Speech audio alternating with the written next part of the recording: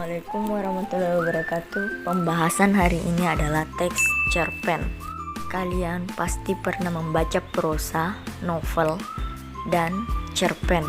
Dan pembahasan kali ini khusus adalah cerpen. Sebelum kita lanjut lebih jauh, kita kenal dulu apa itu cerpen. Nah, cerpen itu adalah prosa naratif atau cerita fiksi kurang dari 10.000 kata yang memusatkan cerita pada satu tokoh dalam satu situasi konflik. Nah, setelah kita mengetahui apa itu cerpen, kita mempelajari unsur-unsur cerpen. Nah, pertama itu yaitu intrinsik dan ekstrinsik, yang dimana intrinsik itu unsur intrinsik adalah unsur pembangunan karya dari dalam. Dan ada pun 7 unsur-unsur intrinsik dalam cerpen. Nah, kita akan membahasnya. Unsur-unsur intrinsik terbagi menjadi 7. Yang pertama itu tema, yang dimana tema merupakan gagasan utama atau inti dalam cerita seperti cinta kedengkian, manusia, istana sentrik, sosial, persahabatan, dan lain-lain. Contohnya saja cerpen Pohon Keramat bertema modernisasi.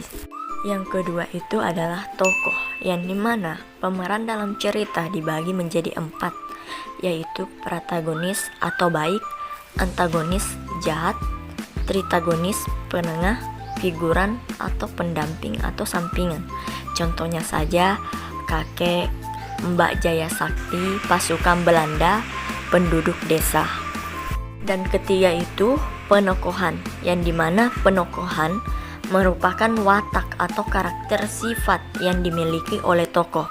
Contohnya saja, saya yang berwatak kritis, pintar, perhatian, sedangkan kakek berwatak bijaksana, tegas, suka menolong, dan pemberani. 4 adalah latar, di mana keterangan mengenai waktu, tempat, dan suasana dalam cerita. Contohnya latar tempat Gunung Beser, kampung rumah kakek, sawah, latar waktu malam, pagi, sore, waktu panen, latar suasana damai, rukun, dan menegangkan. Dan selanjutnya ada alur, yang dimana ada jalan cerita dari awal sampai akhir dibagi menjadi 3, yaitu alur maju, yang dimana masa kini ke masa depan. Alur mundur adalah flashback masa lalu.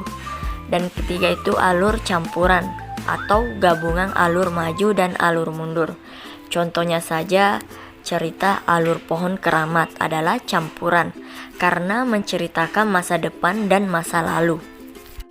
Nah, selanjutnya ada sudut pandang, yang dimana sudut pandang adalah gaya pengarang dalam bercerita dibagi menjadi 2, yaitu orang pertama atau aku atau saya, dan orang ketiga, nama tokoh.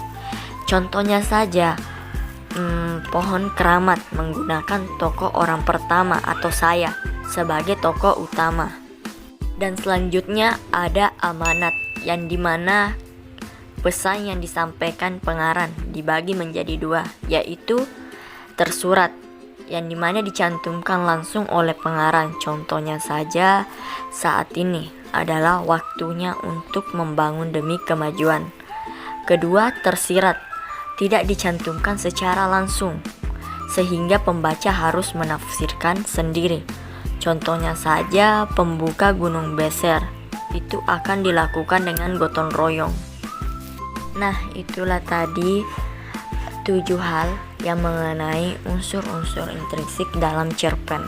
Dan selanjutnya ada unsur ekstrinsik, yang dimana unsur intrinsik adalah unsur pembangunan karya sastra dari luar.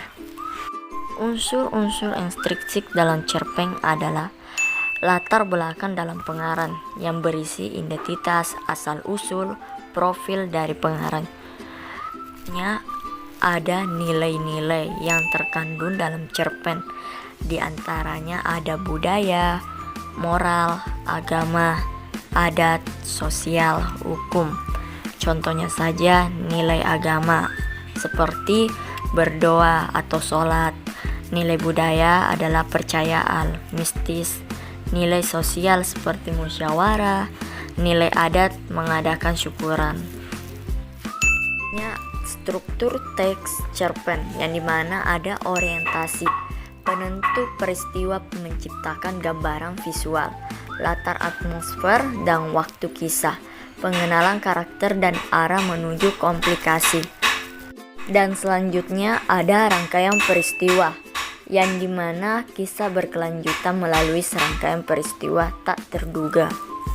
Contohnya saja bagi saya, Gunung Weser menyimpan kenangan tersendiri. Sejak umur 5 tahun, saya sering tidur di rumah kakek. Setiap subuh kakek membangunkan saya dan mengajak pergi ke masjid kecil di pinggir sawah.